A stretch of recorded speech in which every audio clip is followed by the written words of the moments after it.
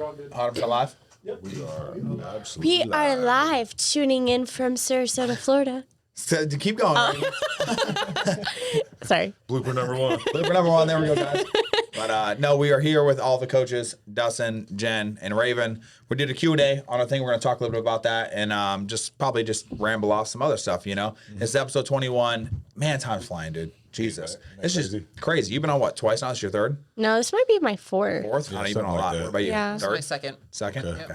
Well, we're going to keep coming, you know. But first as a coach, though. Yeah. First as a coach. Yeah. Yeah. First as a pro, too. Yeah. Hey, don't forget about that, y'all. Yeah, we got a new pro in the house. Yeah. Last time I was right before I was trying to get my pro card. Yeah. Before. I remember that. That was a tough one. Yeah. Can you tell us a little bit about that? Because Matt was kind of explaining to me some of the things that when you were going up for like the next class or whatever the case may be, he ran back there and kind of like fixed some things. Can you kind of go over For North some Americans that we're talking about? when you won your pro card? The posing, yeah. So I think the reason I kept losing that I have lost in the past is my waist is very thick and blocky. So I have to really be precise on how I pose so that I can make it look smaller. Right. And my posing coach, Kenny, kind of made some adjustments beforehand on like twisting my hips a certain way and then just like crunching down on my abs and not lifting my chest like I was. Right. So like, yeah, between classes, he was coming back and like, no, do this, no, fix this. And like, so I'd go out on the stage and I could just see the two of them like, Yeah, I would literally be like, more. Okay, perfect. Perfect, good. Just hold it. And I would so walk I'm just away. watching them. I'm like, It was hard, man, because I don't know if it's just because you have a bunch of kids, you know, and this is always the problem area for her. Yeah. So it looks so good when it's set, though. And sometimes she'd be breathing too heavy and not fully, like, lean over and contract.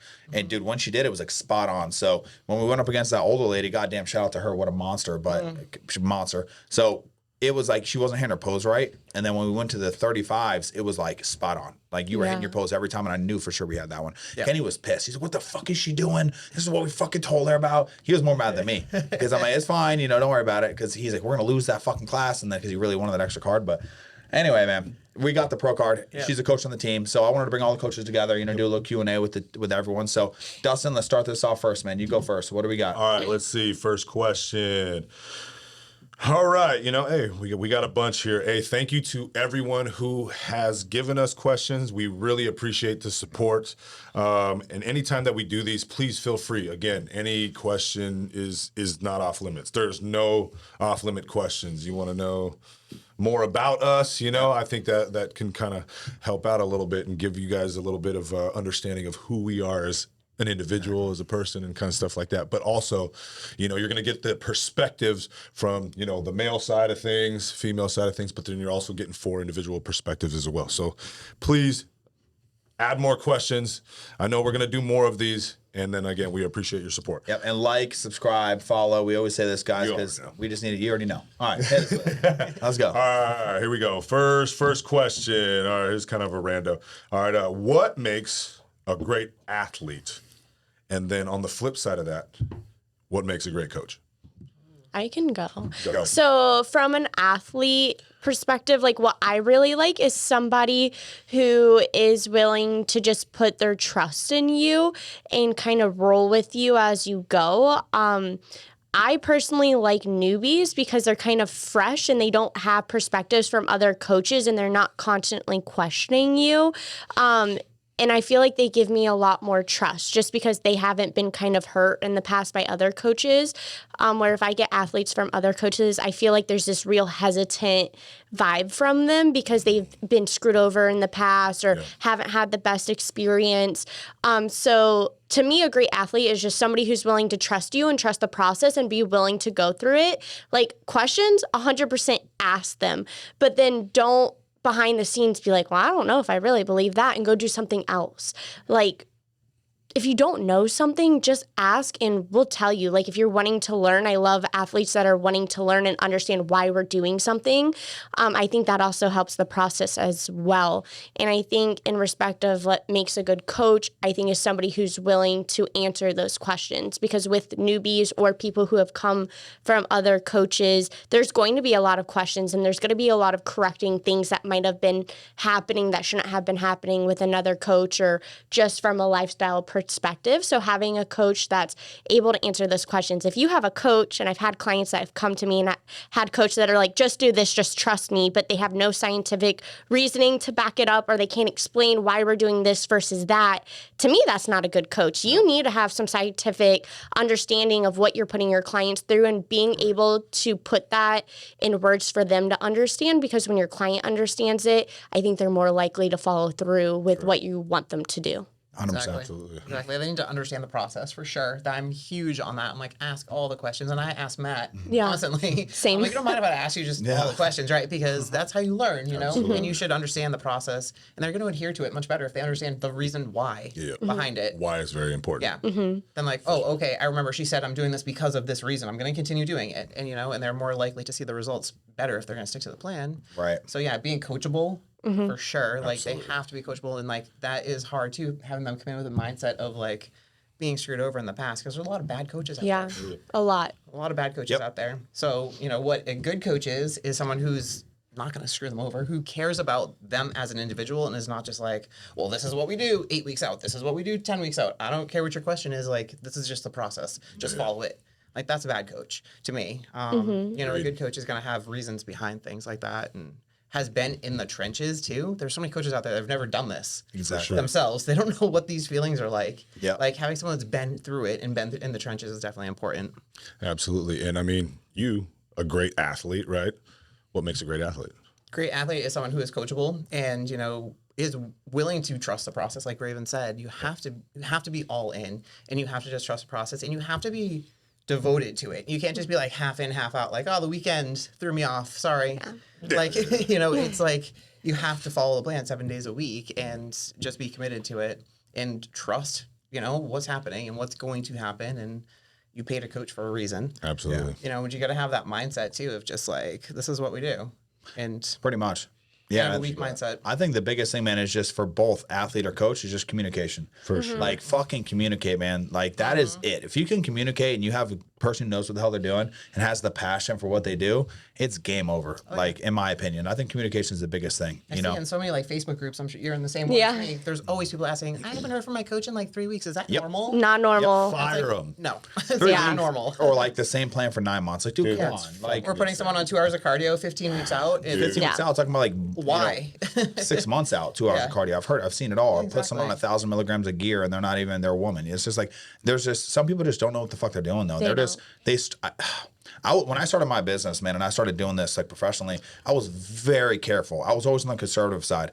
And a lot of these coaches don't know, so they just make shit up. They don't care. Like, they just don't. They don't care. They have no one to reach out to. This is what that coach did, so I'm just going to copy their protocol. Exactly. Oh, this is a man's protocol. It's got to work for a woman too. Well, let me just do that. And like that happens a lot. So, but I do think it all starts with communication. You know, I think it's passion too. Like, every person has to have that passion. I think what you said too is about, you know, you have to have a coach that goes to the trenches. Like, dude, we've all been through the suffering. I know what it is. I know what the rebound feels like. So that way, when you're asking me questions, like, are you feeling this? Are you getting dry? Are you not? Are you wanting water? Like, I know every single thing. Like, I know how 4 weeks out feels. I know how 1 week out feels. I know how when you stop the water in peak week, you get so fucking hungry. Even though you're 2 days out and you're eating more food, you're not drinking water now, so you're even more hungry. So there's things that you have to go through as a coach to like, you know, to be able to even start working with an athlete on that. I think another thing too with coaching too is a good coach is someone who's continuously learning. Absolutely, exactly. For sure. Exactly. They're not just like set in their ways and this is what we do. Like, they're learning. Like, there's different ways to do things and they're open-minded to it. Yeah, most definitely. Because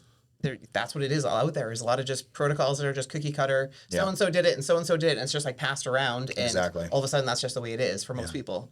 But I do think there comes a point where like you have to be like found like my foundation isn't moving. You know, like I know what works. Like if you go to like most of these coaches and you start learning off of the wrong person, like now they're all about muffin pumps and they say, oh, sauce is great as long as you're doing these drugs. Like, no, like there's definitely like a foundation that I have and I think we all have as a team and we all communicate on.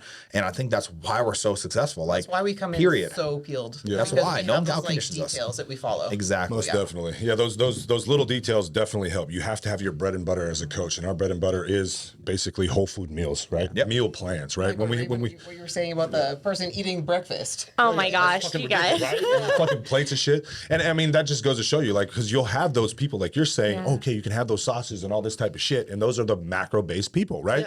If it fits your macros, it's good. No, it doesn't work like that. No. It can, but you're not going to see the results in which we see. We Exactly. don't fucking miss when it comes to conditioning. Never. 100%. Ever. So, Unless they're cheating. Yeah. True. Come on. You So, great athlete. Absolutely. Ask as many questions as you can. I love that. And I tell my athletes, even one of the first things I tell them, honest communication, ask me as many questions as you can. Fucking annoy me. Yeah. I get it. There's certain times I'm like, fuck is this guy? But at the same time, I know that they're involved Yeah. in the process. care. And that makes me want to coach you more. And then again, answering those questions, it allows us to reinforce the knowledge that we already have. Right? So we get to tell them the why, explain them the why. Some of the people aren't going to be able to just absorb the knowledge if you explain it in this way. So now you got to find another way to Yeah. explain it. You have to, in the Marine Corps, we break it down Barney style, right? And try to get them, the information in which they can absorb it. So yes, like you guys are saying, great, honest communication. If they fuck up the plan, cool. That's fine. We have to move forward. How can we go from this if you're just going to hide it from me? But if you tell me about it, cool. But it's not one of those things like, oh, well, yeah, I did fuck up on the weekend. So, I just wanted to be honest with you and let you know. But then you're fucking up every weekend. Or they hide shit like Raven could tell us a little story, you know what I'm saying? Like, guys, everyone loves this question. Everyone loves these. Like, go ahead. What happened? We don't About call my- anyone out, but Okay, I won't call anybody out, but I had a client that was supposed to do a show, Right. and she came in all hot to trot and was like, "I'm gonna absolutely crush." My diet and stuff. And I was like, okay, I support you 100%. Let's do it. Started out really great momentum. And then we kind of had some body dysmorphia, a little like self-shame come in, keeping you from reaching that goal. It's really, really common. And when people start to feel that, they start to cheat. Right. And that's what happened with this client. They started to cheat, but then they weren't telling me. And so, of course, I didn't know what was going on. I thought maybe she was carb sensitive. So we were dropping some carbs, seeing if that was working. And then it was no longer we're just cheating with food. It's we're at bars drinking alcohol, and boom, your coach is there. I snapped a pic, had to send it to my client because she wasn't honest with me. I asked several times. It was check-in day. Hey, let's get those check-in photos. Great. How's your diet? Oh, everything was on plan. Are you sure? Well, I'm going to send you this photo of you drinking alcohol. Oh, this one. Yeah. It took a couple hours to then get a confession, but just because I confronted it once, it was still a problem a week later. So it's like being able to own up to it and then fix it rather than keep doing it. Like that person was just pouring money into me for absolutely no reason. And I even said like, hey, you're paying me all this money for what? I'll gladly take your money, but you're getting nothing out of it by doing this. Like, let me help you if you're willing to be helped. But also as a coach, it's just really sad and it's almost embarrassing because that person is well known in our community and people were seeing that as my client out drinking, and that's a bad look for me. Absolutely. And I had no idea until weeks later when I saw it with my own eyes. Yeah. Like I had no idea what was going on. So, I Ridiculous. think it's a little comeback story for us too. When I first started coaching you, you were mad. Tell us, gas stations and shit. Like she was off playing, guys. Hey, my first prep. Hey, I wasn't that donuts and shit? bad. No, Not you were pretty donuts bad. and stuff. It was like There rice were cakes and almond butter, right? Yeah, it was rice cakes and almond Yeah. butter, okay? Everyone goes through it one prep, and then when you see what potential you could have had, you'd be like, oh shit, I need to really get it together. But I mean, I experienced the same thing that this girl was experiencing, and that's why I was like, you should have told me a lot earlier. Like when you are in prep and you get to that point where you're like, I just don't know if I'm going to look the way I need to on stage. So then you self-sabotage. Yes, like exactly. self-sabotage is so stinking real and so many people do it, whether they're a lifestyle client or someone who's on prep. And I have experienced that firsthand in my first prep when I was with Matt. Did I have the best influence around me at the time? No. But we're in a better situation now. But yeah, self-sabotage is real in almost every client. But it's hard because like me, like I look at you like you're so fucking good and like you see the potential, right? Yep. And then you're not seeing the potential in yourself. Yeah. And we caught you cheating, and like, do you think you could trust that client again? Um, Like fully? I don't think I would ever fully trust that client because of the extent of it. But I think if conditions were different, there was a lot of factors that went on in her life. Big things like cheating fiancés, stuff like that. That's crazy to have to endure while trying to be on prep. I think if circumstances were different, I would try to give her most of my trust and then know that that client might need a little extra support. Right. That's just not going to be a normal client for me. That's a client that I want then texting me daily. What's going on? Do we follow the plan today? I have a lifestyle client like that right now. Like, we're almost at that mark of that weight she wants to get up, but we just can't seem to get there because then she backtracks. So I have her texting me every single morning. What did we do wrong yesterday? What are we improving on today? Or did we meet all of our goals? And Or just have them take pictures of the food and send it to you. And that's like, That's a thing and too. you'll be fucking shocked, like I said. But just to stay on point a little bit, I just want to, we'll just get this and go to the next question. But with us, right? Like, we had to sit down and say, we know you fucked up in the past. Yeah. And me as a coach and you as an athlete, we had to come together because you knew it wasn't me, right? Yeah. You knew it was you just doing these things. So I think it's really tough for the coach and the athlete to come together. And I think that a lot of people are so quick to blame the coach and balance, even though they're the ones fucking cheating, where you knew it wasn't me, right? You knew it was probably the things you were mistaken. And maybe even it was things I was dropping food because I didn't need to, right? And then our second prep, obviously we got the overall, went to nationals, right? And I think there's definitely something to be said. So, like, don't just throw the coach out the window if you know it's your fucking fault. Have some accountability. No, you definitely have. I mean, this client definitely admitted it wasn't me, it was her, and that when she's in a better place, I will be her coach. And I said I would be welcome to be your coach because I know that you can do this, and I know you would be very good. But we both agreed right now, just too much going on. isn't it? Exactly. So to wrap it up, what makes a great athlete? Honest communication, executing the plan, being very consistent, and then asking questions and taking trend, so that you can understand what you're doing. Don't right? take fucking trend, you're gonna lose, guys. Okay. In terms of what makes a great coach, right? Obviously, communication is very key. So the response from the coach in a timely manner is very key. Not neglecting their athletes, not giving out cookie cutter plans, continuing to learn and not be stuck in your ways.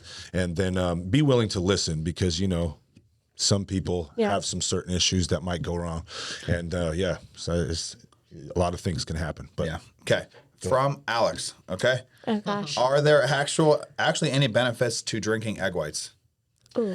Any benefits to drinking egg whites? For me personally, volume, right? So if I'm going to cook my eggs, you're going to have a lot more volume. If I want to get through my breakfast fast and I got shit to do, drinking the egg whites is going to be a lot easier for me. So, you get a lot of flack from that, and when people see me drinking my egg whites, the first reaction I get is, you're going to get freaking salmonella and all that type of stuff. No, I drink my eggs out of a carton in which is pasteurized, so all the germs and all the bacteria are gone.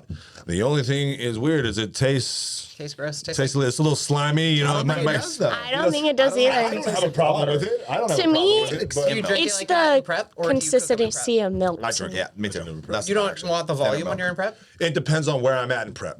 But majority of the times, he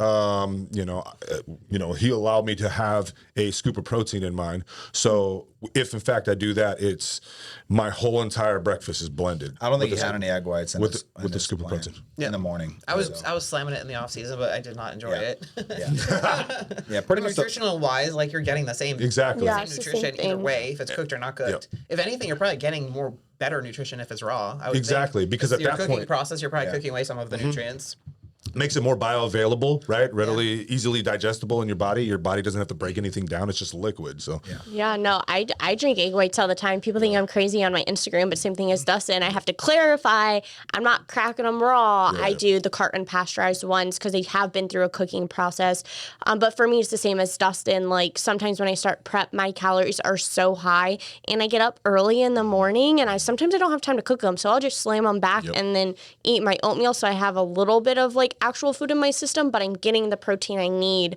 Because when you are early prep, it is a lot of food. Or if you're in off season trying to get those calorie goals, I don't want to be sitting there eating dry chicken all the time. Like, when I can easily chug some egg whites. To me, they're the consistency of milk. I don't find them that slimy.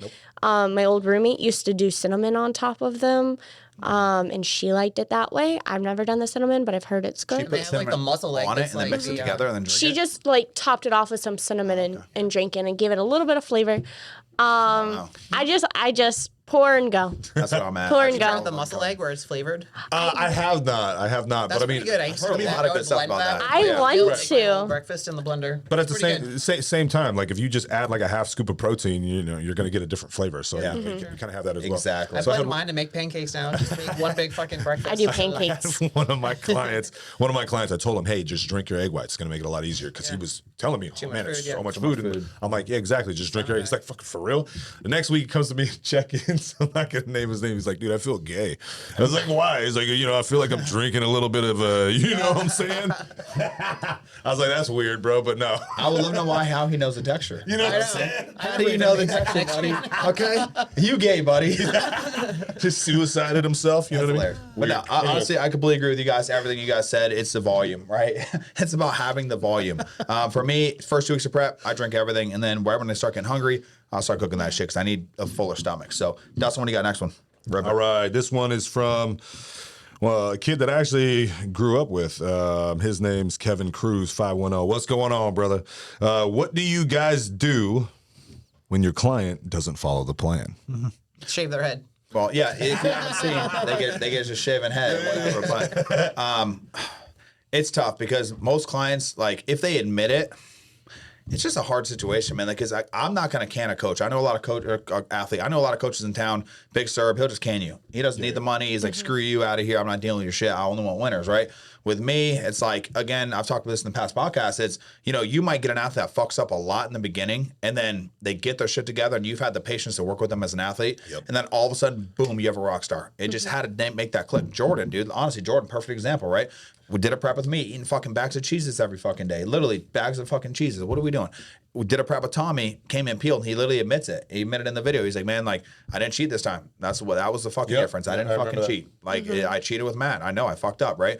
So you have to have the patience to work with it, but I don't kick anyone off, you know, and just be communicating with your coach. Like, we know you're fucking cheating, dude. Come on. Absolutely. We know. We look at you, bro. You're gaining weight on it. No calories. Come on. And now I'm dropping the food. But whatever. What do you guys got? Let me ask you a question though related to that. So what if you know the client's cheating and they're like 6 weeks out, they're not going to make it to stage and they're not going to be stage lean. What are you going to do about that? Raven, You're going to what let do I them do? go on stage looking like that? Raven, what do I do? Matt will let them go on stage. I honestly, so I've been on both sides of the spectrum where the client I just talked about didn't make it to the stage. That's okay. And then I had another client who was so good her whole entire prep, 2 weeks out, started binge eating.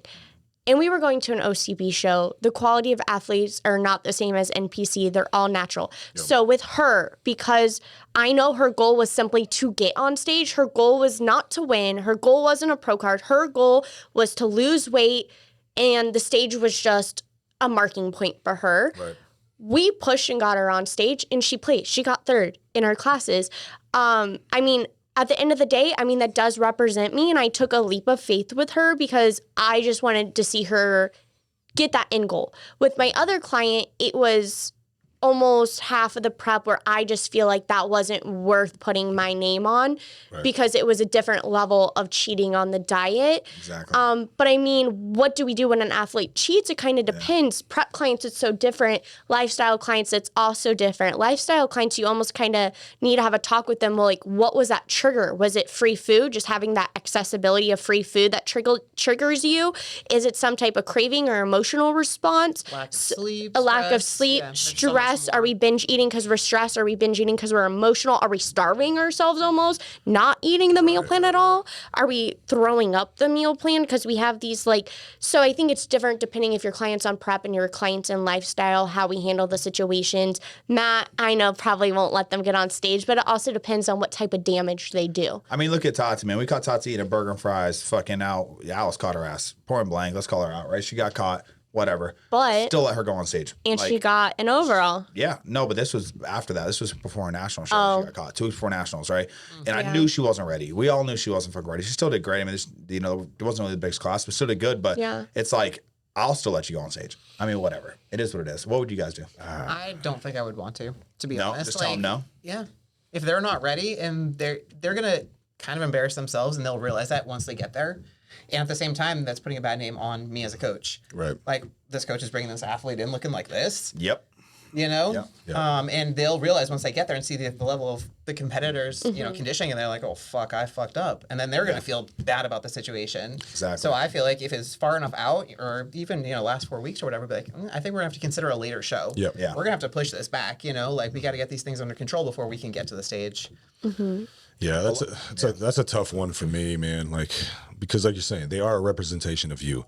And if you let them get to the stage, I mean, basically the group consensus here is if they get to the stage, then their eyes are going to get opened. Yeah. Okay, cool. Fuck, man. I fucked up. I could have done better. So maybe allowing that to happen might spark that fucking fire that they actually need. I think to it push does. towards the Gotta next teach them a one. lesson. You know what I mean? But then again, at the same time, you know, it is a representation of us, and that really kind of takes away from how we feel that we are as a coach. This isn't the level of competitor that I want to bring to the stage. However, sometimes you might have to let them go through the motions to see what the better is and that they can do better. So, I mean, it's a very tough position. I haven't been put in that position yet, so I don't really know. I can't give you a solid answer, but... Well, I feel like most of the people that join this team now know what the fuck it's going to take. We have too many people that are busting their ass. Like, like in the beginning when I first started, it was like it was a group thing, but it's very individualistic, right? In the beginning with you, Tati, Shay. Shay was an absolute monster. God, I love Shay. By one of my favorite athletes I've ever coached. She's a beast. But anyway, gosh, she got robbed twice. Oh, I literally still text her to this day. We're so good. But anyway, it's tough, man. Like, or like Evans, right? Evans is a natural competitor. I told him from day one, you're never going to get your pro card naturally. I'm sorry. It's almost impossible, right? We did get sixth in nationals. It was great, but I think maybe he needed to go get you know. And that's why I went there. It was like, let's go see. I want you to see these competitors, see them in person. He's like, holy shit. I think he still wants to be natural, but I think it's also about having realistic expectations with the national level. Like, if I'm going there with 6 guys and I have 2 people fucking up off the plan, like, I'm still going to go. If you want to go have a good time, same thing we did. We did that before, remember? It was your second national show last year. Oh, I had where we really were like, bad we're side effects committed. to something, and I already paid, and we were like, let's still just have have. Yeah, I mean, You already going. people, like, I did get some bad feedback from some people on my social media, but I was like, you don't understand what my body was going through. Like, I was on prep for a long time, but I was somebody's transportation, and I had already paid, so I was like, you know what? I'm just going to get the stage time. I'm going to be there for my teammate, make sure she got the... Like, my body was inflamed from everything. It was just not a great show for me, and you're not always going to be perfect on stage, and there's going to be circumstances, and that's kind of why now that I've gone through that, I make my athletes wait almost until the last minute to register for classes, because you have no idea what's going to happen to your body. It can respond really well to everything, and then something can change in your body, and it just stops responding. I remember that. So like I have clients like 6 weeks out from a show. Can I register? Can I register? No. You have no idea, especially with COVID going around still. We've had several clients getting car accidents right before their shows.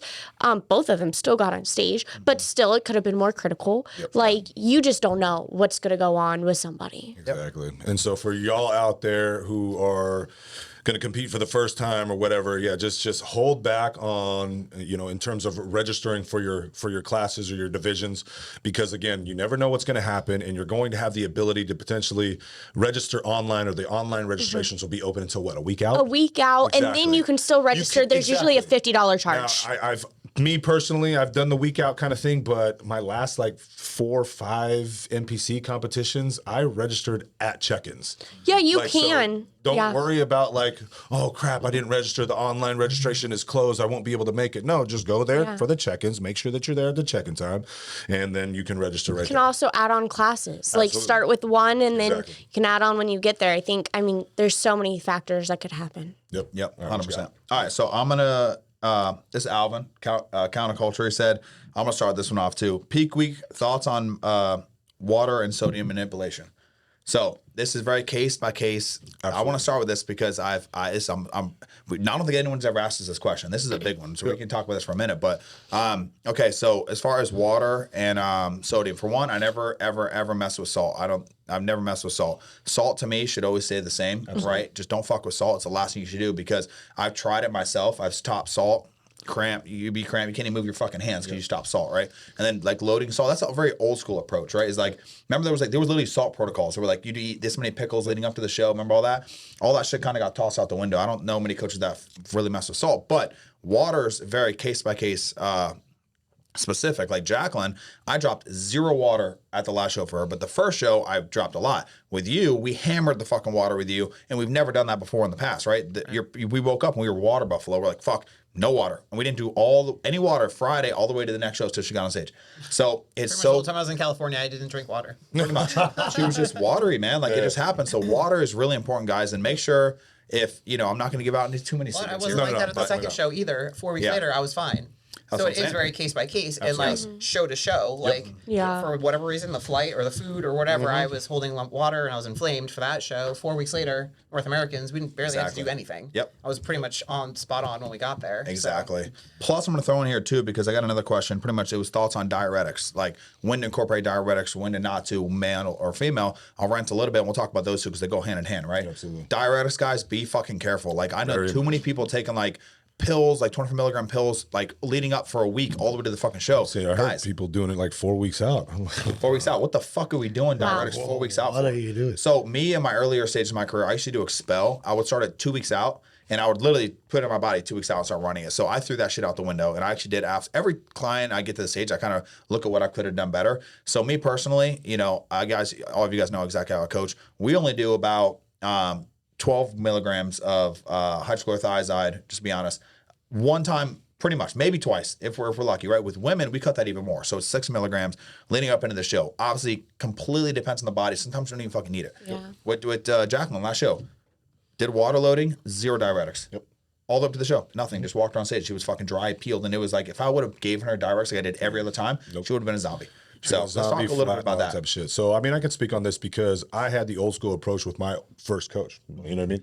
So it was literally no salt, period, in my whole entire prep. Wow. 0. I had no salt. So every single seasoning that I had, no salt. It was Mrs. Dash. Okay. Mrs. Dash, yep. So it was Mrs. Dash. I couldn't have any salt. Believe me, that was weird. But again, when I got to stage and it was all there, I was cramping like a motherfucker, right? So I'd get into my side chest, boom, and my foot's piked so you can see that calf and all that shit, and my calf would cramp the fuck out. And so when I am then turning to go face the curtain to do the back double bicep, I literally had to push my foot down so that I could fucking uncramp it, And you still have I to know what sit that there. feels like, yeah. You still gotta sit there with a fucking smile, like, oh god. You know what I mean? While Oh you're my god, cramping. right? So you're cramping like a motherfucker. And then when I coached myself, 2021 for my first overall to Hurricane, I kept salt in there the whole entire time, And it worked out fine. And it worked out fine. That was the first time that I didn't really cramp during that that side chest. And then meeting you and then understanding the program, I was like, all right, cool, perfect. We're not taking salt out. This is money. I love it. But I too 100% agree that salt needs to stay in there the whole time. I didn't really see too much anything crazy in a difference, but I was natural, and so I was really peeled as a natural. I don't know if that really, but I've gotten people peeled as a natural athlete. Diego, you know what I'm saying? Freaking Alvin. Yep. Both of them, and we're still continuing on with the salt. Now, water loading, that's definitely something that needs to happen to basically get the body's natural response to expel the water on its own. And then once you start dropping the water on there, you're just going to keep pissing it out and you're going to dry yourself out.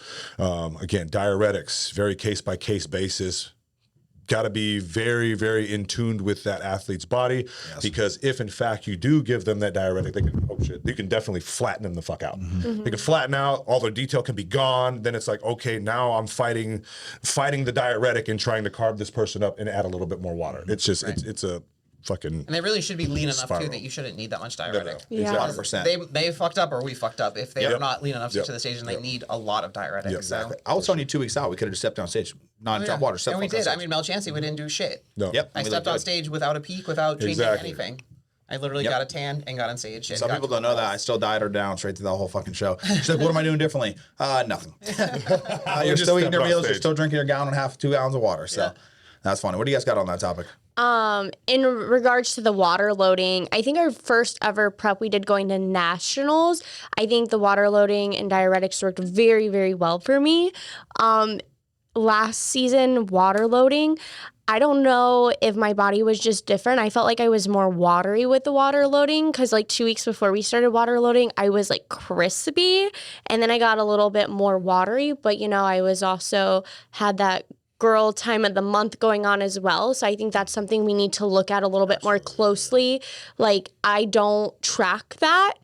And I didn't track it because I've never been on that in a prep before. Like, this was my very first prep, having, you know, my BFF, natural BFF, the whole entire prep. And I think that could have butted heads a little bit with the water loading because it causes you to hold on to water. Sure. So I think going into my next prep, and this is just advice for anybody, if you do have, you know, your period, start tracking it. I mean, if you do have it in a prep, that is a blessing. That means you're doing something right, but it's also a curse. Because if we try to water load, and I wasn't communicating this with Matt because I didn't think I was going to get a period, but I feel like if I told him like, hey, I think this is going to happen, we might have had a different approach. True. So my body was definitely really different with this water load, and I think it was because of my natural cycle. So I don't really know what we're going to do next time. With my clients, I have, with them that step on stage, I have done water loading with most of them. I still use Expel for my clients because I've had all natural clients get on stage pretty much, with the exception of one who wasn't natural, and we use the same supplement that Matt uses. But with my natural girls, I feel like Expel works pretty well with the right protocols because they can't take much more. Like, the bottle literally says natural diuretic, and that's as much as I can get away with as a diuretic. Right. The other natural diuretic you could use is dandelion root. Yep. I don't think it's as strong as Expel, but that is like a natural herb that you could use. Other things, alcohol. Yeah, you can do shots of alcohol. But I think it's really case by case, because there has been a time where I was just so crispy 2 weeks out where I wish I didn't touch water. But then there has been times where it has worked really well for me. So I think it's kind of like a case by case scenario. And like, even for me, it's going to be different every single prep. Exactly. So what do you got on that, Jen? I was going to ask a completely different question. What's the difference between coaching a natural athlete versus an enhanced? Okay, so this is fun. You know, this is fun because it's so much different. Oh my God. Very, very, very different. What I've learned with natural athletes is that I do not drop water like I would for a regular person. That's the first thing I fucking learned. You just can't do it. Like, they flatten out like pancakes. It's just, in my experience, like, the more water I drop, the shittier they looked. So for me, even I will use a little bit of Expel, but my girl up north, I did bikini, the older lady, Kristen, I didn't drop any water with her at all. Like, I dropped a little bit of water and she was peeled, right? So it's so case by case, man. Like, it's tough. But in my experience with natural athletes, I don't really drop water. It flattens them out. It makes them look like crap, honestly. What do you think? But in general, you're coaching into the show. Like, what do you do differently from 16 weeks out to the show? Oh, everything. Natural versus enhanced. Everything's fucking different. Yeah, food's different. Your workouts are different. I mean, you know, you have the ability to continue to keep muscle with this certain compounds, right, at such a decreased deficit going into the show, and you can continue to push the intensity. With a natural athlete, you're not able to do that. So you really have to kind of like watch their obviously their weight drop week to week, which you do with every single athlete, but looking at their body, ensuring that they have the nutrients that they need in order to keep themselves from really getting catabolic and losing muscle, because that's very, very, it's a very thin line. There's no base, there's no base. Like, at least with like me, I'm on test, right? I'm on you're on your TRT, technically it's a little base, right? Yep. When we're an enhanced athlete, even if you're a bikini competitor on 10 milligrams of Anavar, you at least have something to hold that muscle. So I can hammer the fucking diet and up that fucking cardio, and you're pretty much going to keep the muscle, if not growing. It's not growing to the fucking show. You grow into a show if you're on some Anavar. Right? I mean, this girl grows like a freaking weed. It's almost like we can't. So with her, exactly. So it's so case by case, but exactly what Dustin said, it's just, you don't have nothing to hold that muscle. So you have to be very careful. Like with Sydney, I'm giving her once a week refeed, right? Just because I have to. She's a fucking beast. She's insane. She needs it at that point. Exactly. Because she was so disciplined in her off season though. Like, girls always shredded. Like, and the thing is, if you get a really heavy person, this is the thing. If you're a natural athlete, you come to me and you're fat as fuck and you want to do a show 16 weeks out, guys, you're going to lose all your fucking muscle, because I have to diet you down so fucking hard just to get the conditioning. But then also you're going to lose the muscle in the process because there's nothing to hold it. So if you're a natural athlete, the best you can do is stay in shape year fucking round. Be disciplined. Don't get fat. Be as disciplined as you possibly can, like Sydney was, right? Come to me with good conditioning. Like, you don't have to be fat. Dude, I was fucking natural. I was 23. I had a six-pack. I was stronger when I was natural. It's crazy, but like, I have a six-pack naturally, and I kept my body in such good shape. So that's what I recommend for natural athletes. Longer preps too, 20-week out preps. Yes. Definitely longer preps if they're natural. And then they actually need an off season. If you are a natural athlete, you need an off season. back to back. If it is somebody who has a little bit of muscle and they just want to jump into a prep and they're enhanced, you're probably going to be okay because they will grow into the show a little bit. But if it's a natural athlete, it's very hard to grow muscle when you're in a calorie deficit, where if you're on enhancement, there's still that little bit of possibility of growing the muscle that you need, growing into the show. That's that term. That's very hard to grow into a show as a natural athlete. Your body is already fighting the calorie deficit, and you're going to, every single prep, whether you're enhanced or not, you will lose a little bit of your muscle because your calories are going to be so low. 100%. So if you're coming in natural and you ain't got a lot of muscle to begin with, you're going to have even less than when you started, and people just kind of don't understand that as a natural. When I first started. Yeah. Like I barely had any muscle, and I thought I could just do a show, and I was natural, and it was the hardest thing. I felt like shit. I think I remember talking to you on the phone the first time when I was like, I don't think I want to compete. I had a really bad experience. Yeah. I felt like shit during my whole entire prep. Yeah. And then, that fucks with your metabolism. So I rebounded and I gained like 30 pounds right after. And I was like, oh my God, what do I do? Should I go into another prep so I can lose it all again? Exactly. It was the worst. So I think it's, it's actually more responsible and better to have some kind of enhancement for your health, because the amount of cardio and dieting and everything you have to do to your body when you're natural to get to stage lean is so strenuous. 100%. Whereas at least if you have the enhancement, you have a little bit of help, you can recover at least, and you're not going to have that huge rebound either. What were you going to say? Yeah, I was just going to, for example, if you follow me on Instagram, we just had a natural athlete. Her name was Sandy compete. When she came to me, she was actually the same exact weight as she was on stage, but we took, I think, 7 or 8 months of a bulking season. I think she put on 20 pounds of like just muscle, and we were pumping some creatine, so a lot of that was water too. But we took about 6 to 8 months just building, upping the food, getting the training down, growing muscle. And then as that prep started, we decreased those things. She came back almost exactly to the same exact weight she was I met her at. But if you look at a picture of the first day I met her and then what she looked like on stage, even though the weight is the same, completely different human, because we took the time. Now, if we were just like, okay, let's get on the stage in 3 months, she would have been sticks and bones, which, I mean, you've seen a couple of times, like, natural, you have to have an off season, or just, I have a natural athlete right now that's like, my glutes just aren't there. I was like, we didn't have an off season. This is your first show. You're natural. Your glutes probably won't be there when you get on stage. Yes, you'll be a stage lean, but your glutes won't look like a pro. I have so many clients right now, first-time athletes, that are like, I don't have these glutes. And I'm like, you're looking at photos of pros. Guess what? They didn't have that at their first show either. Go to their Instagrams. They have their before and after transformations. They look just like you at their first show. They've been competing for 6 or 8 years. And guess what? They started taking enhancements. I guarantee you. The long game. Again, I started my first 3 competitions completely natural, and from there, I knew where I wanted to go. Yeah. But I had Diego, right? So Diego, he's a natural athlete in terms of like water loading. I water loaded the shit out of him. He turned out freaking perfect. But you really have to be careful, because they had him on stage for like fucking 10 minutes. Oh my, maybe 15. Right? You know what I mean? It was long. It was ridiculous. They were fucking turning these boys. But he was the only one that didn't fade. Yeah. He didn't fade at all. Yeah. Except when he got off that fucking stage, that boy was fucking flushed. And I was like, here, where's your Gatorade at? Boom, put some of that. But, leading into the show, in terms of like trying to give him enough calories in order to push the process of his intensity of the workouts, I'm like, boom, I need you to have some honey in your intra, you know what I mean? Make sure you have your BCAAs, and then I want you to have this amount of honey in there. We did do some creatine, took the creatine out about 3-4 weeks prior. But, there's a lot of stuff when it comes to natural athletes. So something that people don't understand. People don't understand this. Guys, you're not going to gain, glutes in one off season. You're not going to gain fucking 15 pounds of muscle you need in one off season. You're talking about 10 years, 5 to 10 years to be looking like a pro, period. I don't give a fuck what people say. Like, we seem to do it pretty easy, but especially if we're talking about natural athletes, it's even harder, right? The normal person is only going to gain anywhere from, if you're a woman, maybe 2 to 5 pounds a year of muscle. Think about that, a year of muscle.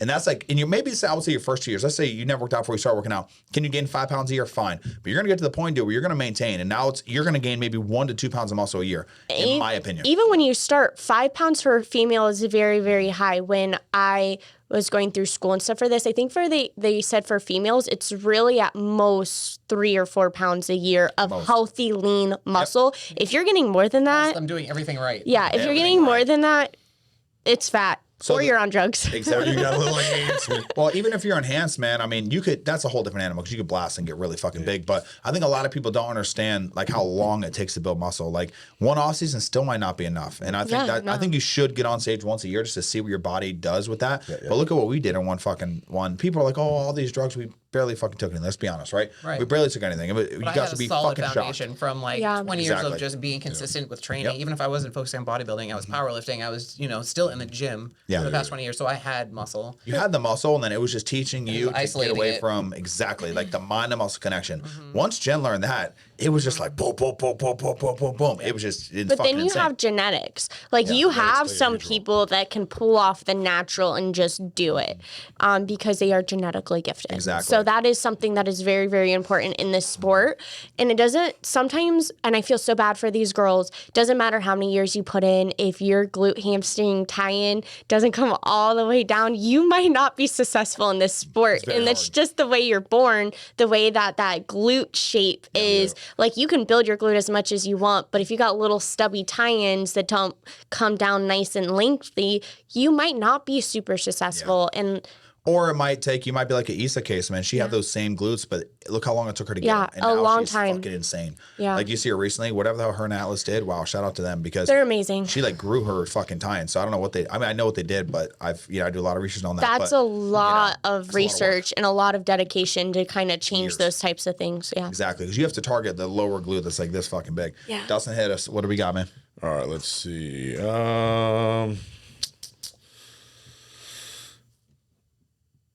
Can taking GDAs cause constipation?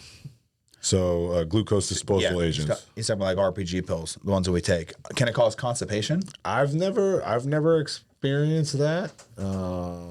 So I'm gonna go ahead and say no. I don't think so because it just flushes carbs to the muscle. If anything, it's gonna help push the carbs around. And if you're taking a digestive enzyme along with it, you should be pretty good. Exactly. Some people think digestive enzymes are like specifically for digestion. And they're not. They're to put the carbs, fats, and proteins in the right areas in the body. So that's the big thing people mistake, right? For digestion, I think magnesium's awesome.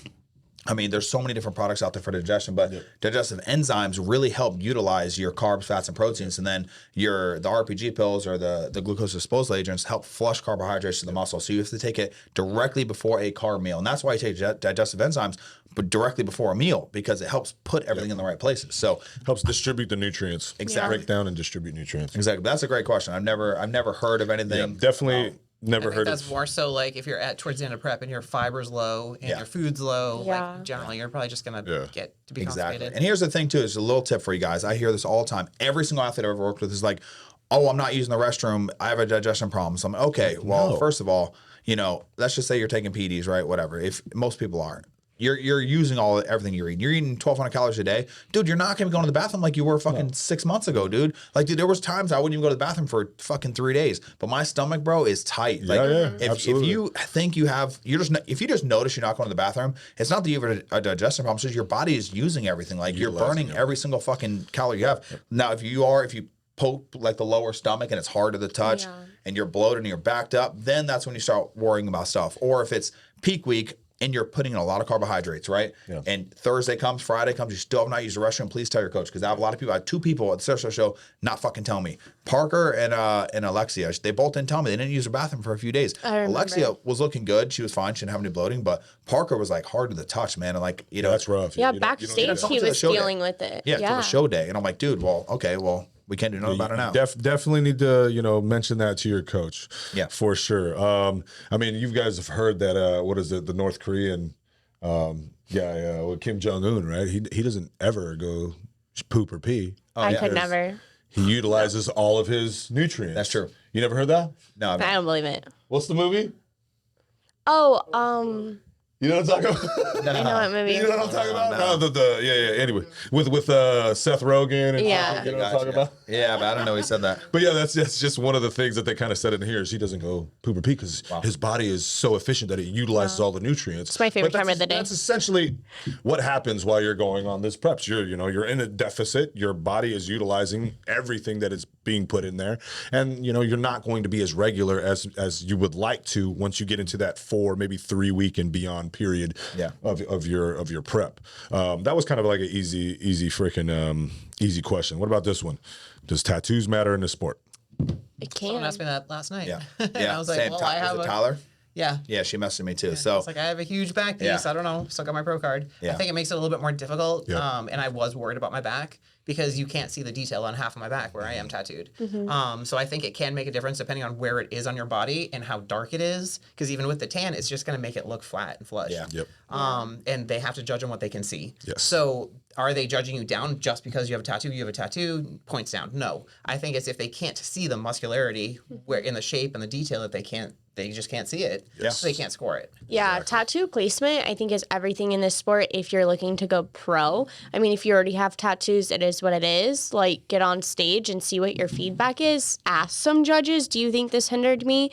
There's not much you could do about it. I've seen some people do like makeup tattoo cover up to try to hide it, but I still think that It looks trash. yeah, it makes it look muddy on stage and stuff like that. So if you're somebody thinking about getting a tattoo, but you're in this sport, think about placement. Like you can totally get tattoos in some places. Think about your division. What areas are they looking at? And then like, I want a little tattoo, so I got a wrist one. My wrist ain't getting judged. I can get a wrist tattoo. Do I want more tattoos? Yes. Am I waiting until I know I'm officially done competing? Yes. So if you're on the verge of getting a tattoo, think about those things. If you already have a tattoo, there's nothing you can do about it. Yeah. there's a bikini girl. I forgot her name, but God, she was so good. She got a huge neck tattoo from here to here. You know who it is? I don't. She's blonde. I mean, Amazing. She's Tati's beautiful, like, tatted. amazing, right?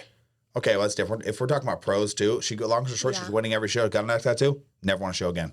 Dude, it's trash. Sometimes it's just fucking trash. Like you don't need it. You know, like if it's on your body, you're gonna do what you're gonna go as far as you want. But if you have aspirations to make it to the fucking Olympia, do not get a single tattoo on your entire goddamn body. But going, Period. like Tati, your client, she was completely tatted on one side of her body. So as you know, her coach, he had her pose a certain way so that it was kind of hidden. So that's something to think about too. If you have pre-existing tattoos, like she had these before even knowing she was going to compete, think about your posing. Think about, can I do it the other side, even if that wasn't the most natural for her? It wasn't. That was her opposite side. She didn't really feel comfortable on it, but she learned to get comfortable to kind of hide those tattoos, and she got an overall. Yeah, Like, exactly.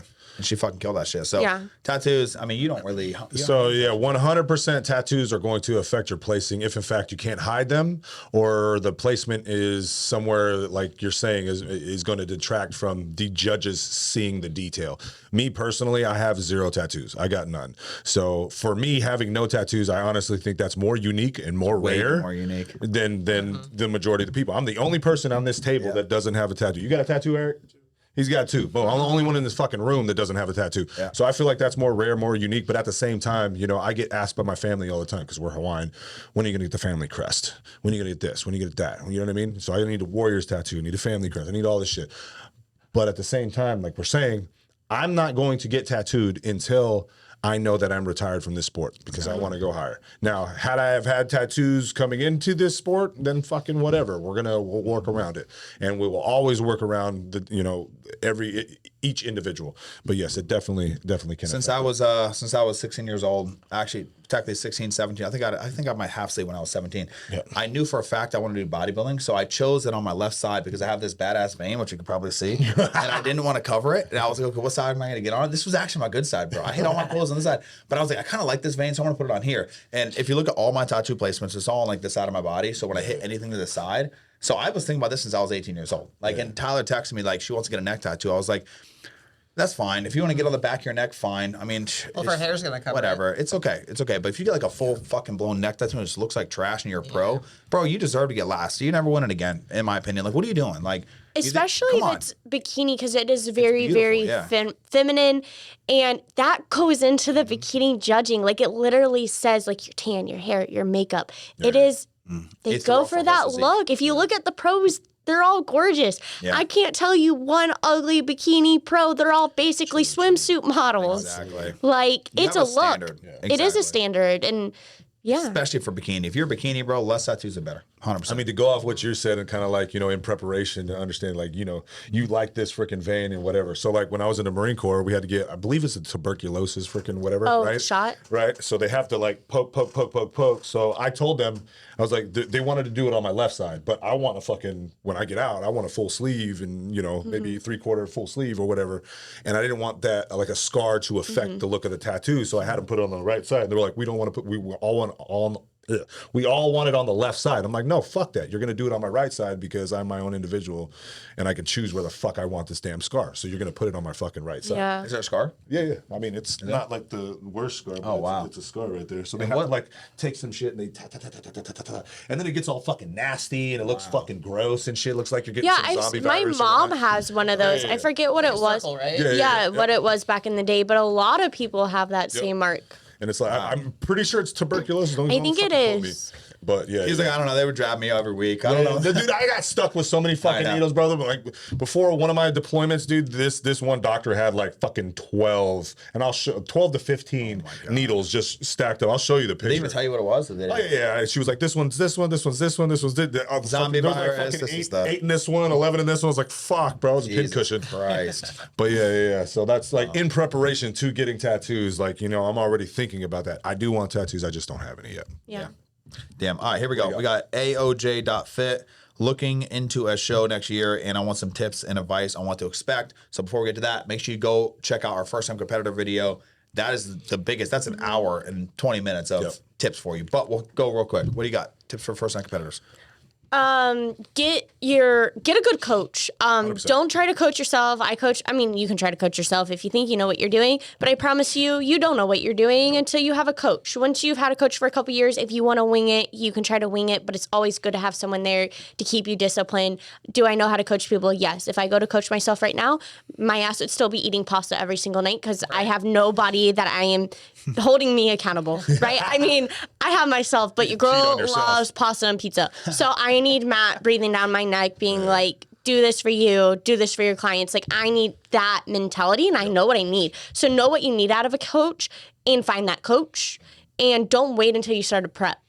Like, people think coaches just want you in an off season to get money. That has nothing to do with it. It's so that we can get your calories really high, so that way you're not starving in prep, and we can see what your weak spots are for what division you're doing. If we need to like push training in the glutes or push training in the shoulders or like push upper body to match the legs.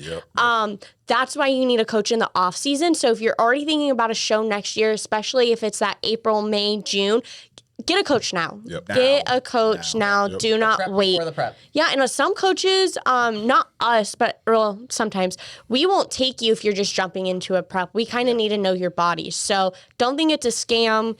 It's not a scam. Off-season coaching is a real thing and has its purposes. Absolutely. And you have to get really, and I think a good reason to have that prep before the prep is you have to get those habits dialed in, that foundation dialed in. Because when you're in prep, there's no fucking room for error. No. You're not going to go, oh, well, macros for macros. No, you're going to follow the plan. You need to. So you have to get those foundations in prep and get used to eating the same foods. You get used to the timing of the foods, get used to the training, get used to what it feels like. So that when, things get smaller and smaller when you're in prep, you're already ready for it. 100%.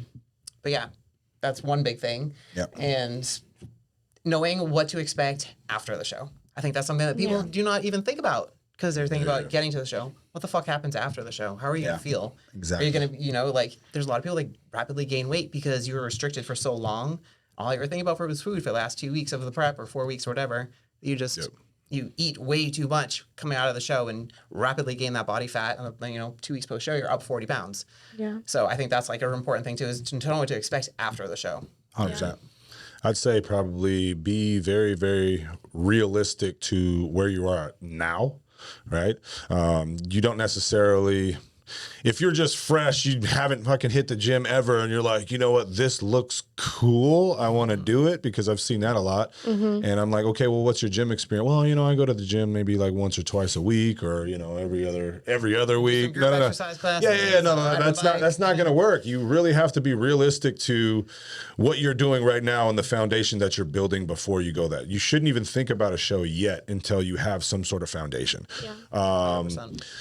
You know, yeah, like you're saying, hire a coach. It's going to help take the thinking process out of it. You only want to execute, right? Execute the plan, no thinking. This is what it is, cool money. But again, build your foundation first and be super honest to where you're currently at. Let's see. I don't know what else. What do you got?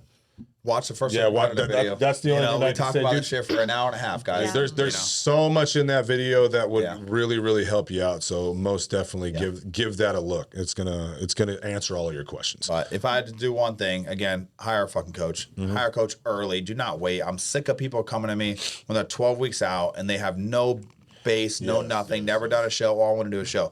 Like, are we going to take the money? Yes, but we're going to charge you a lot of fucking money because we don't know nothing about you, right? And I always tell my clients, like, I'm going to charge more if a client comes to me and you're 12 weeks out. I need to learn so much about you than if I work with you for 6 months and I can give you a better price and work with you for a longer period of time, get your metabolism built up, make sure we're not starving you. Like, I am one person that goes 0 to 100. You know, Yes. I can follow Yeah, a it plan. does. I could go 0 to 100 tomorrow. Today, I could put this drink down. We're doing a competition? All right, fuck Today. all the And that's- sauces, fuck the seasoning. That's exactly why I last prep, and I did it 100%, right? But that's very rare, and I've been a competitor now for a long time, so I know what it took to get there, so I can make that switch.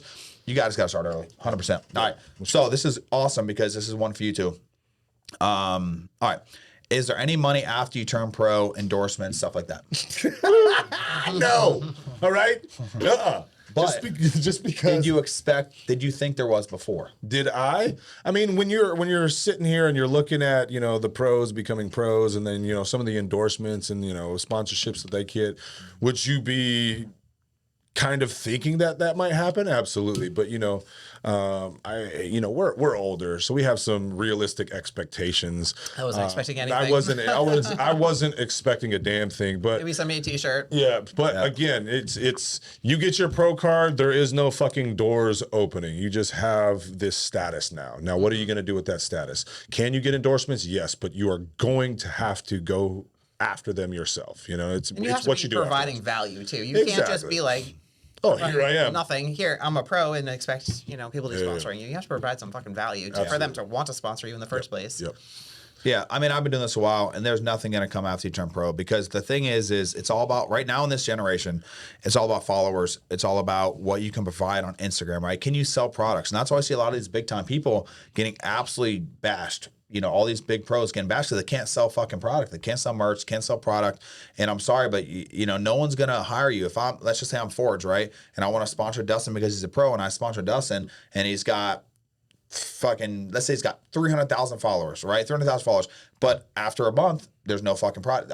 there's no money coming. Nothing's right? moving. Next month, I'm paying this guy $100,000 a year. Next month, he sold $1,000 worth of shit. Next month, 500. He's gone. And that's the thing that's happening to a lot of these big time people right now is because they think just because you have followers or because you have this pro status, it has nothing to do with any of that. It's exactly what he said. It's about what you can make with that pro card, right? Like, I'm not even a pro, and I'm doing very successful, right? Because I chose coaching. There's also different avenues that you can try to get in. Like, I think coaching is one, posing coaching is another one. Like, I think you're obviously killing it with posing. Same with you online.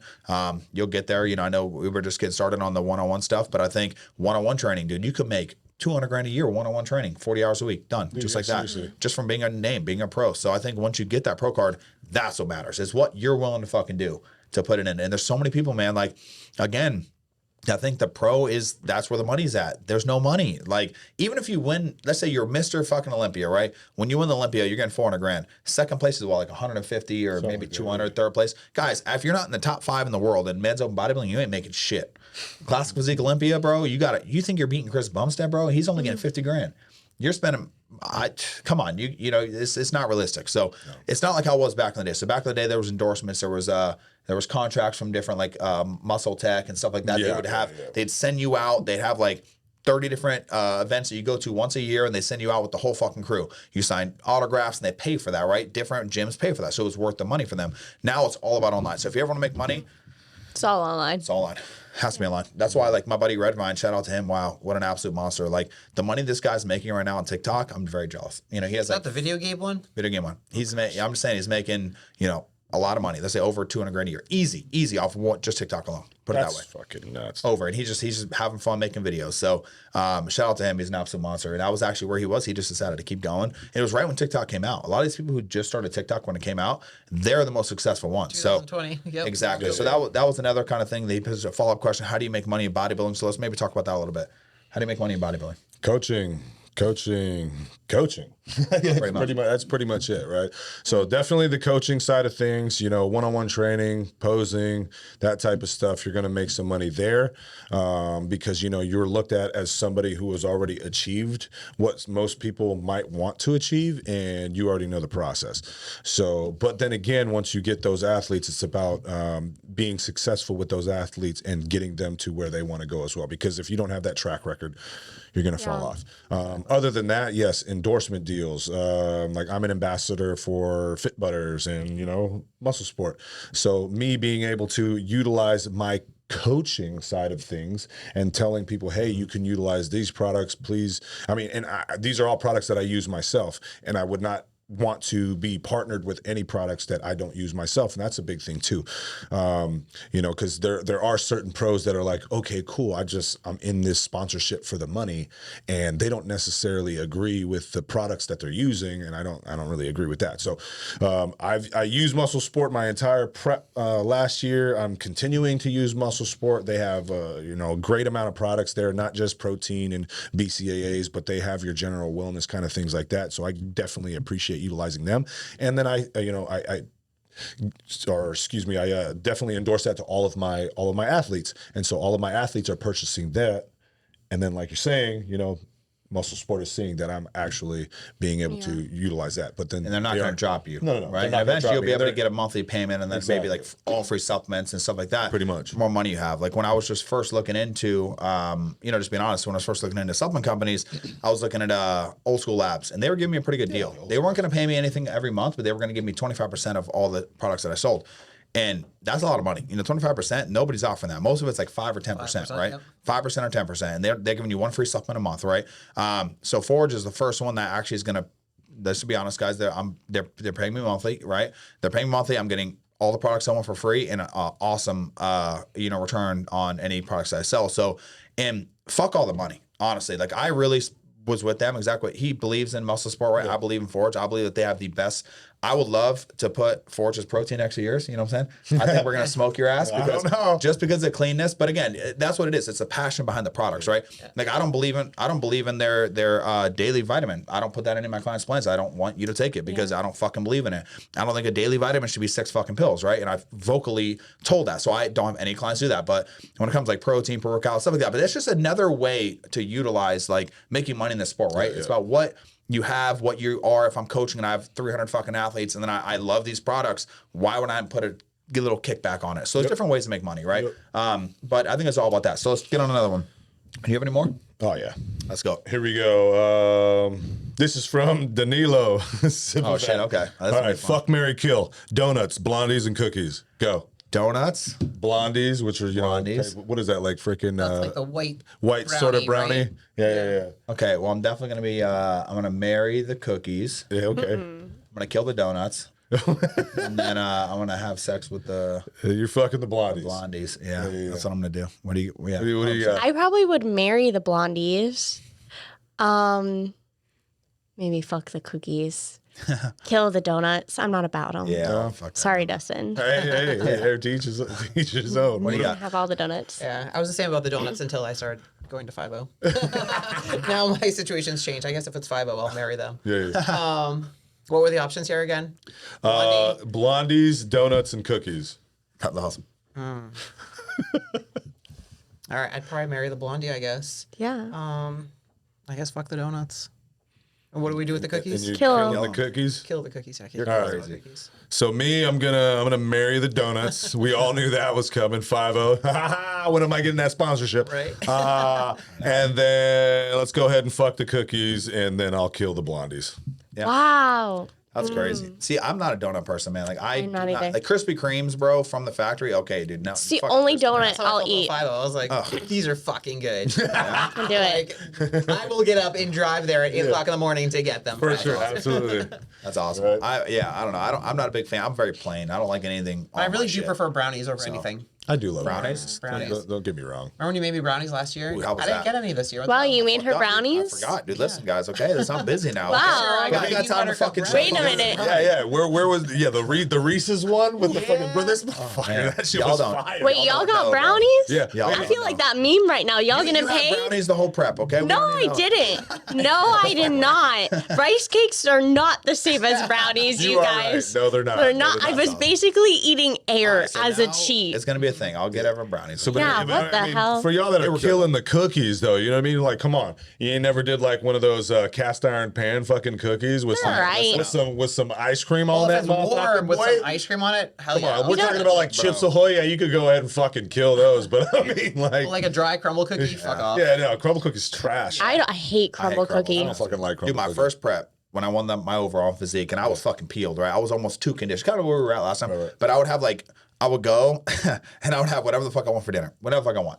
I would get home and I'd make cookie skillet. I'm not talking about a little fucking Dude, cookie no, skillet. no, no. Bitch, That's I'm what I'm talking saying. about this. Boy. This is Marie feed. Yeah, yeah. This big of a cookie skillet, half brownie, half this, half Yeah, like yeah. peanut butter cookie skillet. sure, I'd make bro. everything fresh because I'd had all week to think about this. I'd put ice cream, dude, and I would get like halfway through it and I would just be fucking sick. And I would just toss the rest. Wait a But, minute. wow. You know I it was thought good. we couldn't have sweets during a refeed. Listen, honey. Okay, this was my last prep. Okay, not Dustin's one. This was before. Oh, wait, you guys day. heard it. Before I coached anybody. Actually, this is the. Yeah, this before it was Matt, Coach Matt. This was, and I still got the over. Okay. Okay, so I still peeled to the bone, and I'm not lying. Okay, there was a point in prep where I was dropping 3 pounds a day. I would eat that meal like Jen. I would eat the fucking meal. The next day, I was down 3 pounds. I'm like, okay, here we go again. I'm doing the same thing again. Down 2 pounds. I'm like, Bad all right, I'm down advice. fucking 5 pounds. No, because sometimes you're in metabolism kicks, man, and that's where mine was. It was so fast. But I was also doing like literally no carb. I was doing like no carb. I didn't care. I just wanted to suffer. I just did no carb. But then I would just wait for the refeed. I was fucking sick. That was kind of how I was. My first 3 competitions, natural, brother. Like probably like 8 weeks. 8 weeks out, I was having a burger on Friday. And we're practicing the peak. Burger on Friday, right? And I had pancakes on Saturday and Sunday. Yeah, it's fucking insane. And I would drop. Yep, exactly. You keeping them palates on firing. But again, like I've learned a lot in my career. I feel like I don't do Absolutely. that as much. But No, I definitely actually I don't do never that did anymore. it from my entire prep. I think when he gave me a refeed, it was like a burger and fries or a steak. I actually chose steak. I actually We towards had the end burger there. and fries together one night for your Yeah. after my show. Yeah. Yep. At the end there, I actually chose to cook my own shit. I would be like, dude, I just want I did the same 350 thing. grams of rice with just instead of like chicken, just give me some fucking steak, bro. And give me some little more oil. Yep. Give me like 2 tablespoons of oil, and I'm fucking happy. Yep. Okay, so that was a little fun one, but here we go right here. This is from Will Thomas. He's another pro, a big Serb. That's a good one. Here we go. Do you agree the weight cap in pro men's physique is way off and favors taller competitors? So, you know, think? I don't think so at all. I mean, I think they've done a pretty good job because there's a lot of people now that haven't even hit the weight cap. Nope. You know, like again, I think it's very case by case, you know, specific on that sure. exact division. But agree. I don't think so. I just think that if the taller you are, the bigger you're going to be, the more commanding you're going to be on stage, right? The shorter you are, it's kind of it sucks, but that's why in open bodybuilding you're able to look bigger. You know, when you're in these beautiful when you're like have a beautiful physique and you have a really small waist, but you're just a tall guy and you can fill that frame out, you're gonna lose like to a taller guy. It's just what it is. Yeah, it is. It is. I mean, I guess my question to you, Will, are you really close to your weight cap? You having struggles getting below that weight cap? I mean, that would be the only reason why I would see that you would probably pose that question. I know that you're not necessarily on the taller side, but I mean, we have probably, arguably, the shortest fucking Robbie, men's physique competitor right now, like Robbie Camarado, brother. He's the Shout out to shortest. you. You're motherfucking looking right now. And he is what, like 10, 15 pounds away from his shit? yeah, he's got plenty of room to fucking He's grow. got so much room, but to this grow. dude looks fucking, he's got full. muscle. But It's a structure. The Yeah. thing is I've talked to Will backstage, and you know, I was probably a little more brutally honest than I needed to be. And you guys know me, you know how the fuck I am. I shoot you straight. And he's like complaining, like, why don't I do better? Why don't I do better? Sometimes it's just the fucking structure, man. Like Yeah. you're doing bikini in men's, physique or in the men's divisions, and you have a bigger waist. That's like Jenn trying to do fucking figure, bro. Good luck. It ain't gonna happen, right? So sometimes you have to be like, you know what? Yes, you turn pro. Congrats, that's fucking amazing. But maybe you have to do classic. Maybe you have to do men's open. Maybe you need to, if you want to compete in the sport. Right. Like I don't have a small enough waist to do men's physique. I know that. We've learned that, right? And I have an amazing waist and I have amazing physique, but my genetics are only going to get me so far. So same thing as you. If you're, That was there's no Sandy's way. feedback to me too, is that I can do better in bodybuilding with a wider waist. Exactly. Yeah. I can get away with it. Where in physique, I just couldn't. Exactly. Like Michaela, I don't know if you guys know who that is, but she's God, she's fucking crazy, phenomenal. And she has woman's to pose like so. She has to exaggerate so much to hide that structure the same way I do. But it's hard to do that men's physique. It's almost Very, impossible very, because very, you're very. standing straight on. Like you're standing straight on. You're turning around. If you hit that back post, we got slammed for this because Dustin, the back post, he doesn't have the smallest waist from the back. It actually one of our criticisms was that his waist was a little bit big. How do you make that smaller, right? And that it's tough. Men's physique is I feel bad for him, man. But it's like your structure can only get you so far. Exactly. And like I know, I just shot him straight. Like that's So do I think it favors the taller guys? Not necessarily. I just think the sport in itself favors the taller guys because muscle looks better on a taller frame. That's just what Well, that's it the is. opposite for women. Yeah. Like a bikini. True. No? I disagree. I have a Are the very taller athletes doing better? it's more of a middle height. It's a sweet spot. I feel like the tall girls struggle, and I feel like 5'6". us really short girls struggle. Like if you go to 'Cause nationals, You're just like yeah, like at some of the nationals, you have to be top 4 overall. Usually, Class A doesn't win that overall. Yeah, never. Because they like that like sweet middle spot height. because you're a little longer torso. You It have looks a little prettier. it's- You're a little like if you look at me versus Alice, like we all know Alice, she has that nice snatched waist because her torso's forever. I know. Where I'm like a freaking tree stump, right? Like Ashton. So like I literally have a Amy. 6-inch torso and you got ribs. Yeah. Like I can't make my ribs smaller. Can I make this little 6-inch guy tighter? Yeah. But I mean, all your waist trainers are a minimum of 8 inches. So like I'm dying. It comes up to like my girls and then my hips. You know what I mean? There's only so much short girls can do. So I feel like for women, it's bikini. That sweet spot. Wellness, that's a different story. Class A girls crush it because you can pack on muscle and it looks insane. exactly. So I think it's depending on the division. Yeah. I'd say so, for sure. All right, next question. All right, do black people have an advantage in bodybuilding? Genetically, Oh, maybe. some divisions. I would say yes in some divisions because them coming like I would much rather have somebody like that versus any other. Well, I guess it really depends, but like. If somebody hasn't worked out or went to the gym, and I'm talking to this athlete like we were talking about earlier, I might go to the gym 1 or 2 days, and I look at this motherfucker and I'm like, okay, take your shirt off. Cool. All right, too easy. You know what I mean? Versus like somebody else from a different ethnicity, them not going to the gym at all or 1 or 2 days a week might look completely different. So I think it definitely depends on division. Shannon, figure massive lats. beast. I think that's just like their genetics, though. They can like naturally grow those. Where I feel like sometimes us little white girls, we just like I got nice lats, but I don't got boom. Like if you ever see Shannon. They're massive. Yeah, she's big. Like they're just massive. Like so I think they do have an advantage kind of in that figure division a little bit. Like if you look at them just like, wellness with the Brazilian girls. oh yeah, that's a Brazilian. It's a thing. Like sometimes those ethnicities have their own categories for a reason. It's genetics. I think black people have the best genetics on the planet.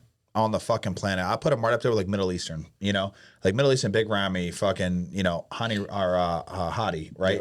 They're animals over there. I think it has a lot to do with their food, though. They're getting cleaner food. That's Like, what I'm saying, Way is cleaner nutrition. food. cleaner bro. food. Yeah, But, if you look at the best body, if we're talking about open bodybuilding, bro, the best bodybuilders in history are black. Black, bro. yeah. Phil Ronnie Heath, fucking Coleman. Ronnie Coleman, dude.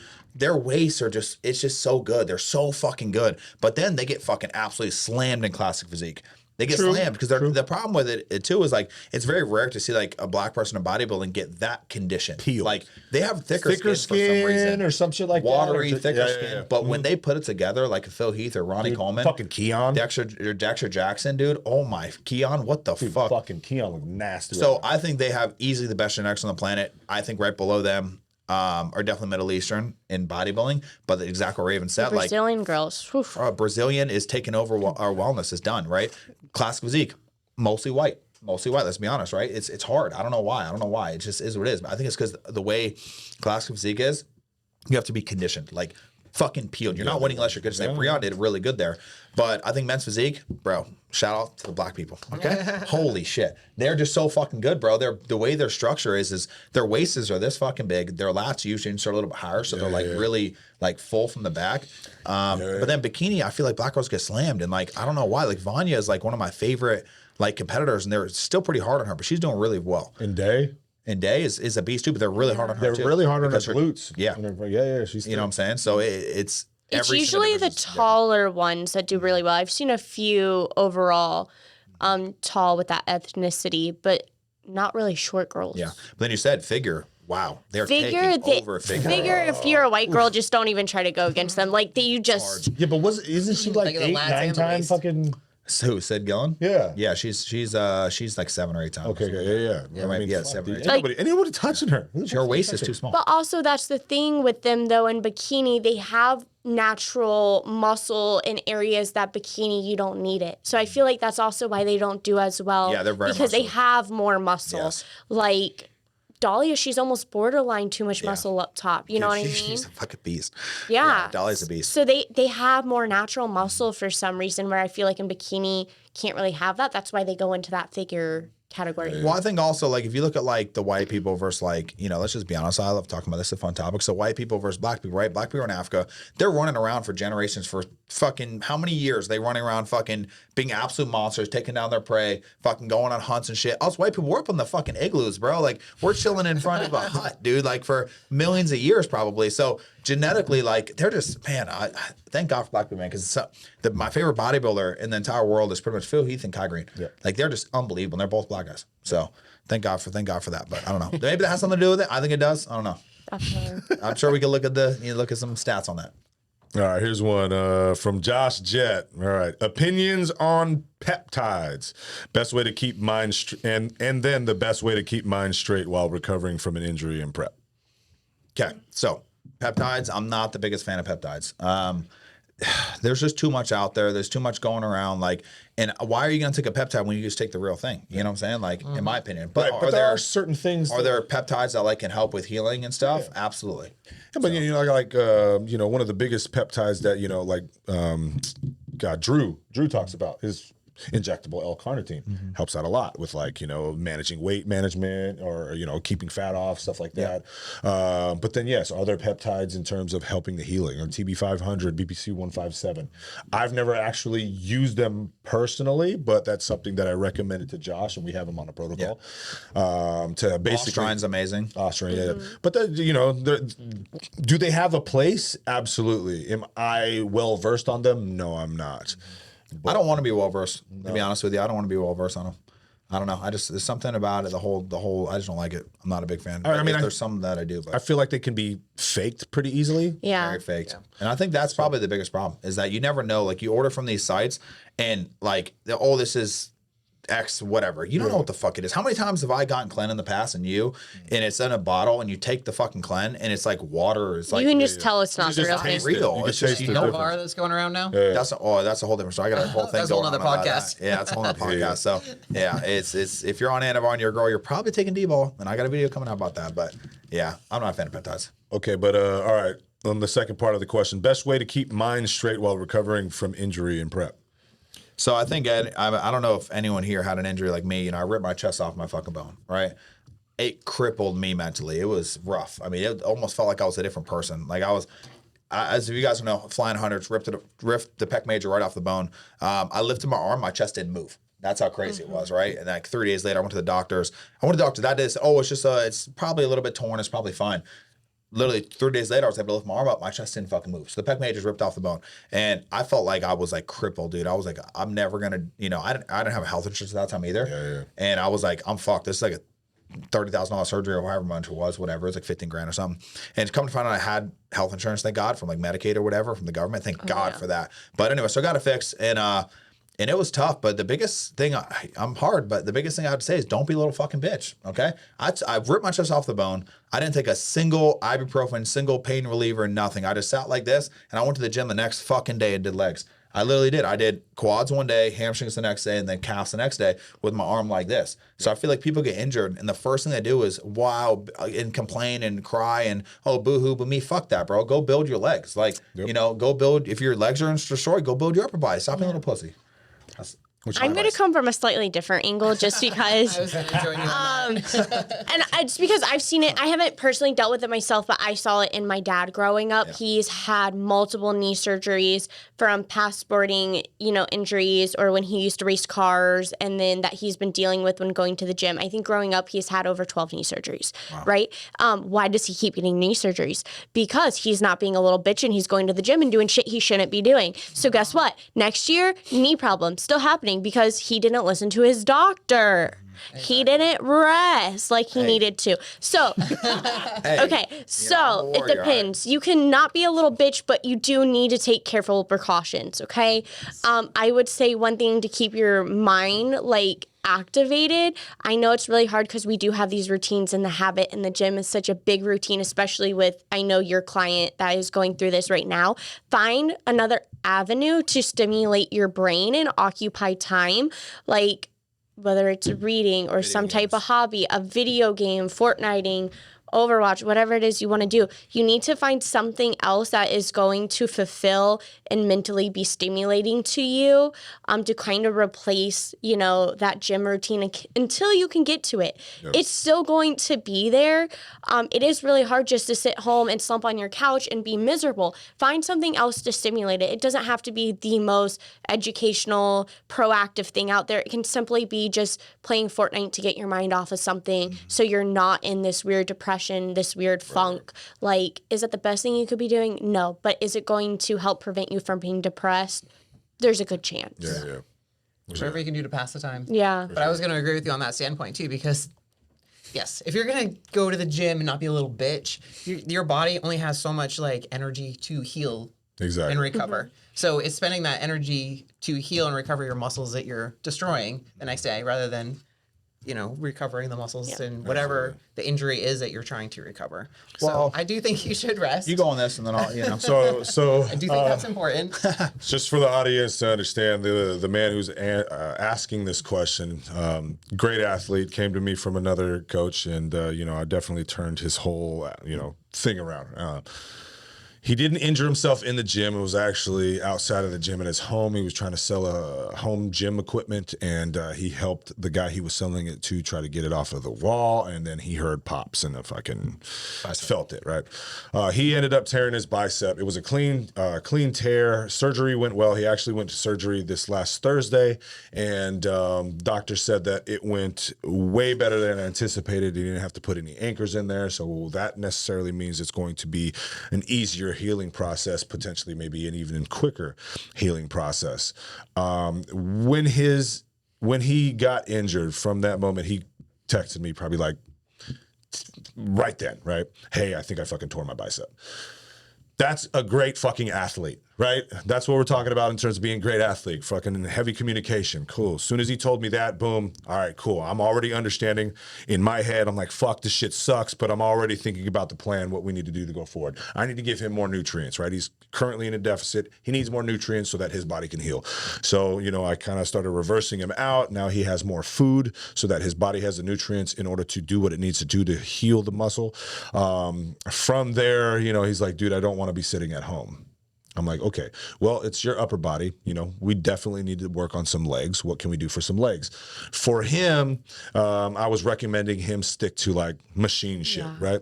Anything that has a selectorized or a pin loaded, something like that, cool. That's going to be perfect for you, right? Because once we start getting into plate loaded shit, you're going to get in the fucking mode, and you might even still having this fucking slung to your shit, you might do something stupid, pick up a weight and whatever. So if you're going to do anything plate loaded, one of the things that I recommended to him was either be with me, right? And then I'll fucking load your shit and we'll see where we're at.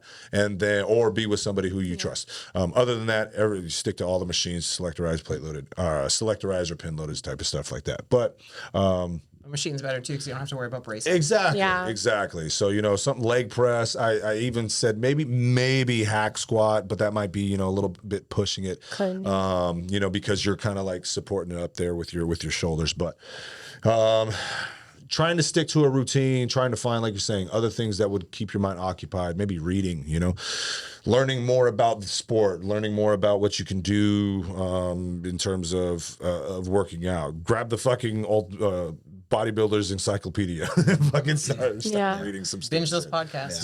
Binge the podcast, Pretty much. But It's also about just understanding that there's nothing you can do about it. Yeah.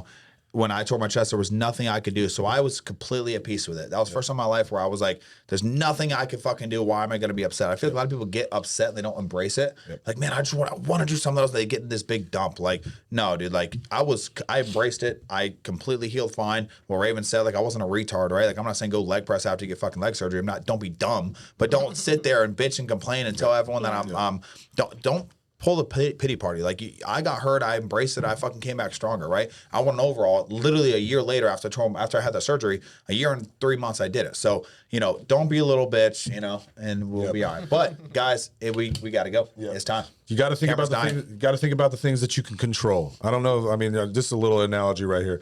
But before we go, have you seen? I mean, anybody watch Bruce Lee back in the day? Of course. No. Have you seen Enter the Dragon? Of course. Right. So Enter the Dragon. There's a scene where he's sitting here and he's down whatever, and he's fighting all these people, right? And then he gets into like this dungeon. He's lured into this kind of like area where there's just like walls and some doors. And then one door slams. He runs to the other one. The other door slams. Boom. He runs to the other door slams. Now he's just locked in this room, right? So that's essentially where these people are when they're injured, right? They're locked in this fucking room. Now the first thing that you don't need to do is freak out.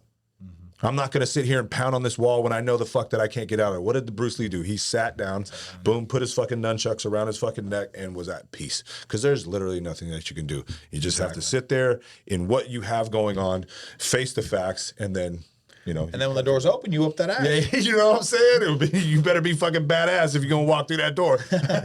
But yeah, that was about it. Anyways, episode 21. Appreciate all the questions Raven's that the best, I've been Jenn's the getting. best. Yeah, absolutely. We love having you guys on here. This is cool to kind of get all of our perspectives from certain questions. And please, next time that we do this, more questions, the better. Again, thank you all for the support. Don't forget, subscribe. Please subscribe. Helps us out with the algorithm and all that good stuff. Next week, really fun one. We're going to be doing our Olympia prediction video. I'm pumped about that one. Oh, yeah, that's going to be Let's nasty. go. But episode 21. Thank y'all. Let's get it.